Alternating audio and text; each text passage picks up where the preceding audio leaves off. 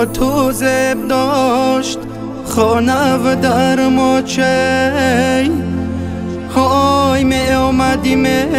ششتی در بر ماچه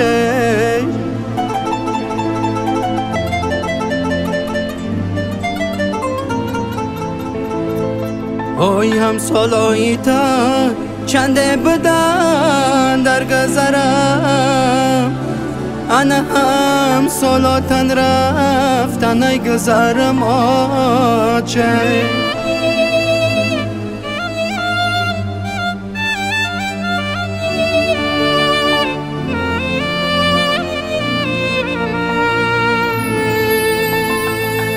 تگی بدی خشیده ششتم منی به آچه مردمانی آچه داشتن تگی آلوچه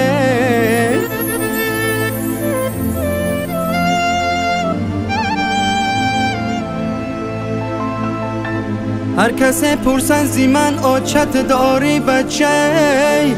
گردنم خم در جواب گویم ندارم آچه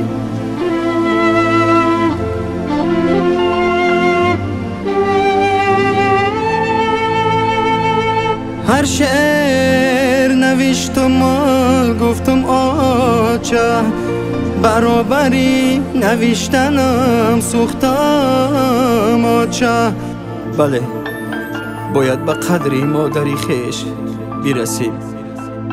پس از رفتن مادر افسوس خوردن سودی ندارد مادر شاه ستونی